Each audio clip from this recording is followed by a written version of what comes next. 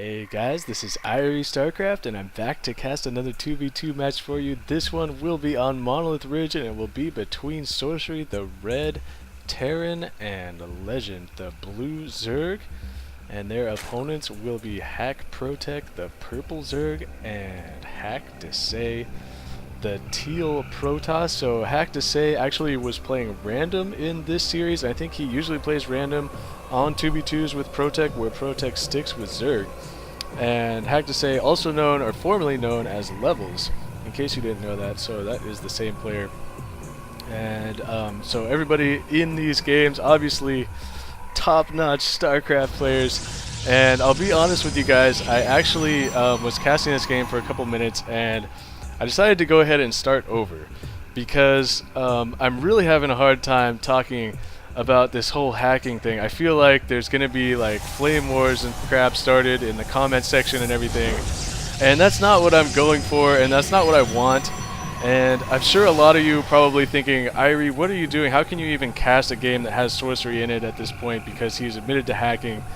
And I can't take that hard line of a stance. I'm too much of a fan of really good StarCraft, and I guess that maybe I'm just a forgiving person. The fact that Sorcery has admitted it, and whenever he's playing now, he's streaming. At least I believe that is the case. I hope that is the case, and it really has to be the case. If you've admitted to hacking in the past, and you're saying now I'm not a hacker, you better be streaming.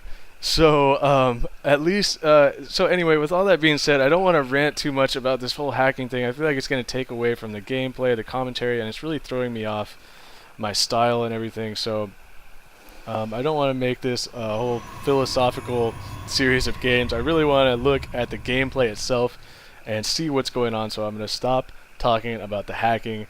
And if you have an opinion, you want to talk about it, that's fine. But please don't please don't go too crazy, like, you know, flaming each other and stuff in the comments. So all that being said, let's start talking about this game.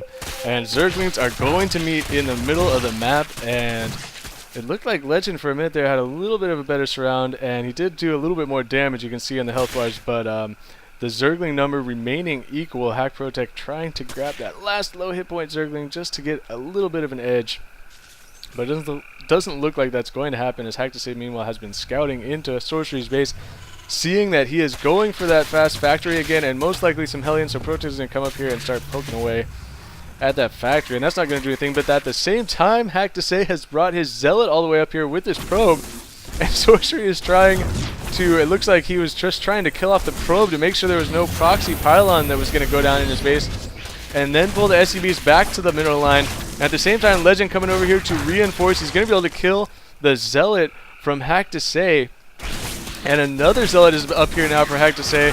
ProTech trying to protect that Zealot as best he can, but it doesn't look like that's going to happen. ProTech is going to be forced to fall back here with his Zerglings.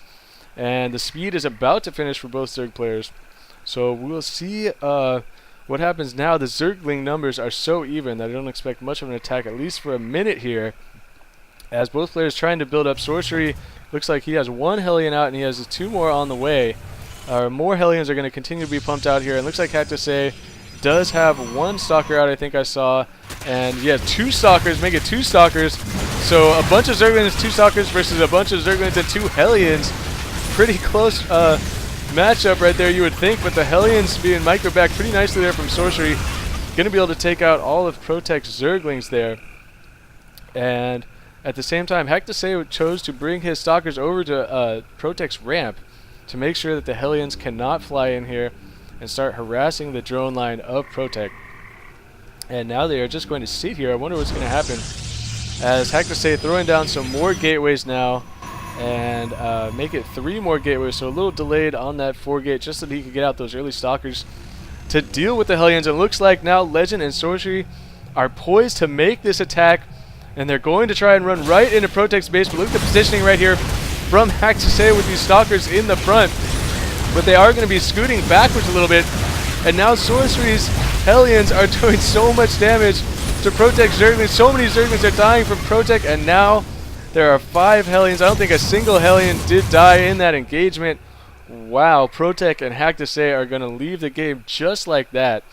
So I will go ahead and go back, since that was so quick there. I'm going to go back And speaking of going back here, this is a lot uh, more difficult than it looks to rewind to the correct position, as there is no rewind button. I don't know if you guys knew this, but there's no rewind button. I can't just go backwards. I have to find it on the scroll bar and try and land on the right spot. In a game that this short, it's not as hard, but just to watch that attack again, if you can see if the Stalkers are able to kill any Hellions, it doesn't look like Stalkers here. You see them trying to focus down these Hellions, but actually look like they did change targets there, perhaps accidentally there by haCkDeSaix. And so no Hellions actually did go down. And I don't know if it would have mattered, as just Sorcery with a superior number of units right there. haCkDeSaix was behind on his 4-gate timing. He didn't have enough units out in time. And you can see Sorcery was already transitioning into Marauders, so they were in a lot of trouble. And so yeah, that was really well played by the team on the left, and even haCkDeSaix was trying to throw down a pylon in the back of Protech's base so that he could warp in units, but that was not going to matter. So that is going to do it for me, and I'm going to move on to the third game between these teams. So this is Starcraft, and peace out.